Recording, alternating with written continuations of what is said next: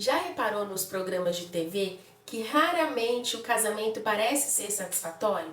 É um campo de batalha onde os problemas geralmente são vistos com humor, são divertidos nos programas de humor da TV, de uma certa forma ridicularizando o casamento. E aí quando tem um casal no programa ali que aparentemente vivem felizes, são apontados como um casal entediante, como que relação chata, né? Aquele casal que é dado pouca atenção. Qual que é a sua ideia de vida conjugal? Vocês acham que o casamento transforma as pessoas em seres frustrados, como aparece nos programas de TV? Deixa aqui nos comentários qual a sua opinião sobre isso. E o mais triste é saber que existem casais que vivem dessa forma. E não precisa ser assim, gente. Eu tô trazendo o segundo capítulo do livro O Sexo Começa na Cozinha. E esse capítulo se chama Os Apuros no Casamento, é o nome do título do vídeo. Porque no primeiro capítulo ele só traz uma pincelada, sabe, do que é o livro. Então hoje eu vou aprofundar um pouco mais e eu espero que vocês gostem, que vocês me acompanhem até o final. E já deixem o seu like, porque se vocês deixarem para o final, vocês vão esquecer. Então já deixa um like, compartilhe o vídeo para o seu grupo de casais aí da igreja, para sua família, o grupo da família. Compartilhe para mais casais, eu espero realmente, como eu falei, de uma forma muito simples, mas eu espero que seja edificante para outros lares, para outros casamentos, tá bom? E aí ele foca um pouco nas expectativas irreais, sabe? Que um casalzinho, quando vai viver junto, vai sempre com aquela expectativa, né? Eu casei para ser feliz. E essa é uma mentira, e eu vou falar, é uma mentira que o diabo conta e você acredita, tá bom? Mentira! Porque assim, se você casou pra ser feliz, então fica solteiro, meu amor, não casa. Sabe por quê? Se você é solteiro, você tá querendo casar pra ser feliz, se você tem esse pensamento, não coloque a sua alegria, a sua felicidade na mão do outro. Os casais muitos casais entram com expectativas irreais. E aí, quando eles se casam, quando eles vão viver junto, quando voltam da lua de mel e se deparam com a realidade, é muito frustrante. Sábado a gente participou de um encontro de casais na igreja, o pastor foi estudo de um livro também, e aí o pastor citou um exemplo que eu achei muito engraçado. Eu falei, gente, eu nunca pensei nisso. O pavão, ele quer encantar a pavoa, eu nem sei se é assim que fala, ele abre suas asas, né, toda colorida, ele chama atenção, e aí vamos trazer assim para os nossos olhos, aquela coisa mais linda, e aí ela se encanta com o pavão. Só que depois que ela se casa com ele, né? Isso é só uma ilustração, tá, gente? É algo figurativo, né? Mas depois que ela se casa com o pavão, aí é que ela vai ver o pé cascudo dele, porque ela só tava olhando as asas lindas, coloridas, né? E quando o pavão se casa com a pavoa, é a mesma coisa. Aí é que os dois vão olhar para o pé cascudo um do outro, entendeu? E é por isso que ele fala muito sobre a questão da comunicação, a falha na comunicação, as expectativas irreais. Sabe quando tem uma situação que a gente fica frustrado com o outro? É nessa hora que a nossa tendência é não expressar os nossos sentimentos, é não expressar as nossas necessidades. E aí a gente fica esperando que o outro adivinhe. A gente sabe que ele não vai adivinhar, mas o eu grande, né, que habita em nós, esse acréscimo sou eu que estou fazendo, o autor não falou isso, mas isso daí faz com que a gente espere que o outro adivinhe, porque a gente sabe que ele não vai adivinhar e aí isso vai embasar a gente de ficar com mais raiva ainda. Essa é a verdade, né? Então, isso vai minando as forças de melhorar o casamento, sabe? Isso vai gerando mal-entendidos, ressentimentos, e aí vai fazer com que o casal vá se afastando gradualmente. Outro aspecto que ele fala muito é sobre a diferença. Homem e mulher são semelhantes, porém são diferentes. Em que sentido? É porque assim, ele conta, eu não vou entrar nos detalhes, mas ele conta assim que na era industrial, na época que as mulheres ficavam em casa cuidando dos filhos, isso era esperado da mulher. O homem trabalhava, trazia, ele era provedor, ele chegava em casa, não fazia nada porque ele já proveu, a mulher que tinha que fazer tudo e correndo e tal. Só que com a necessidade da mulher tendo que sair para trabalhar e algumas coisas foram se misturando, porque o homem que lá atrás se achava superior à mulher porque ele era o provedor. E não tô falando que isso é uma regra, tá? Mas era, segundo o autor, de uma certa forma como a sociedade era vista.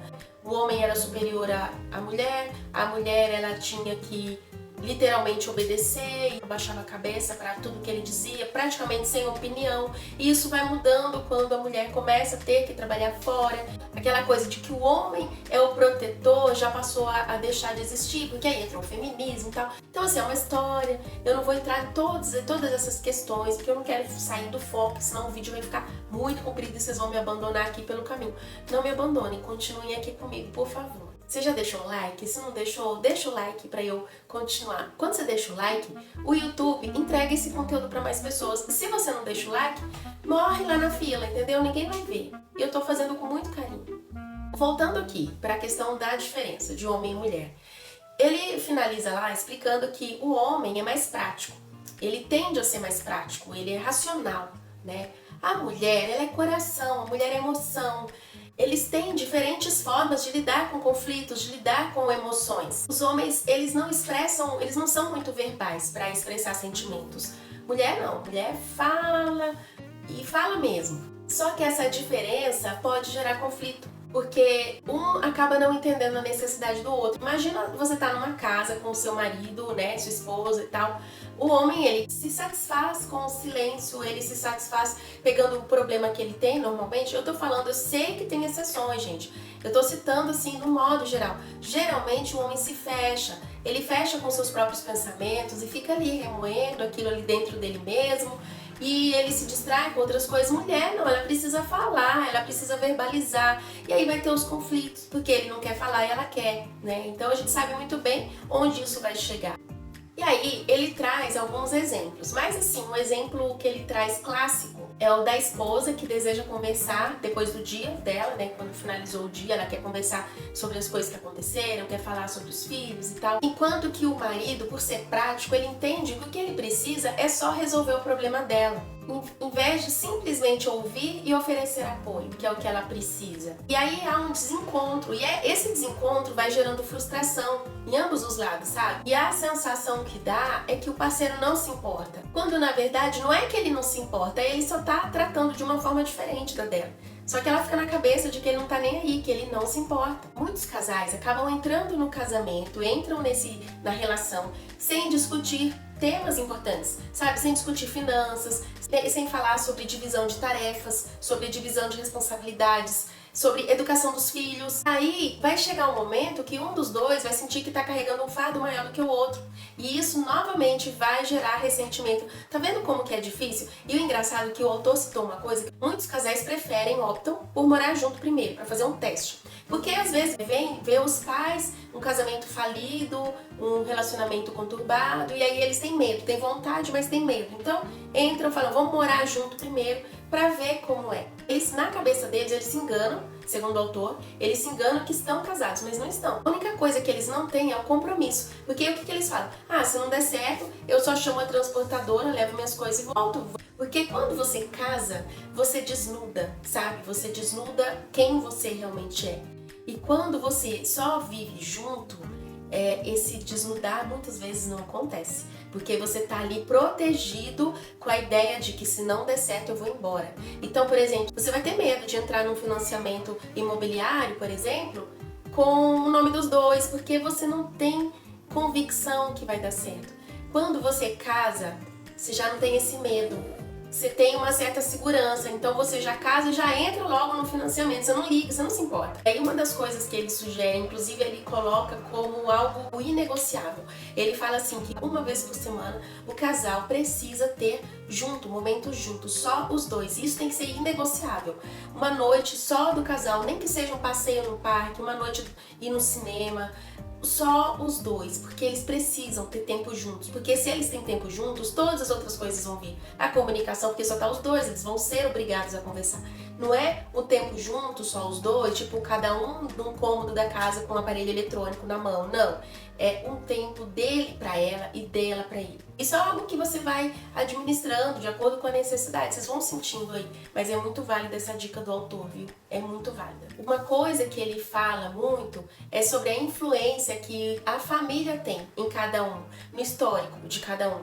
Porque, por exemplo, nós como casal, principalmente nós que temos filhos, o autor fala muito sobre isso, pra gente tomar cuidado do que é que a gente transmite pras crianças. Porque assim, por exemplo, ele cita 2 exemplos. A mulher tá lá na pia, lavando louça, o marido chega por trás, se encosta nela, dá um beijo no pescoço dela. E aí os filhos se aproximam, estão ali no ambiente. Aí a esposa se desvencilha, sabe? Ela, ai não, as crianças estão olhando. E aí o outro exemplo que ele dá é a mesma situação, só que ao invés da esposa se desvencilhar, ela vira e retribui o carinho do marido, ela o abraça e diz que o ama na frente das crianças. E aí ele joga essa pergunta: qual exemplo vocês acham que é melhor para as crianças? Coloca aqui no comentário, qual exemplo que você acha? Se você ficou até aqui, coloca nos comentários qual exemplo você acha mais adequado que as crianças presenciem. E eu concordo com ele quando ele diz que o melhor exemplo é o segundo exemplo. Porque o que essa mãe está transmitindo? O que esses pais estão transmitindo? É bom ter carinho, é bom ter o amor, demonstrar o afeto ali. Isso traz segurança, sabe? Traz paz para casa. O outro, o que os pais estão falando? Demonstrar carinho, demonstrar afeto não é bom. Inconscientemente, essa está sendo a transmissão que está sendo passada. Então, essa criança vai crescer vendo que há alguma coisa esquisita entre os pais. Então, provavelmente, e para a mãe agir dessa forma, é porque realmente deve ter algo faltando ali.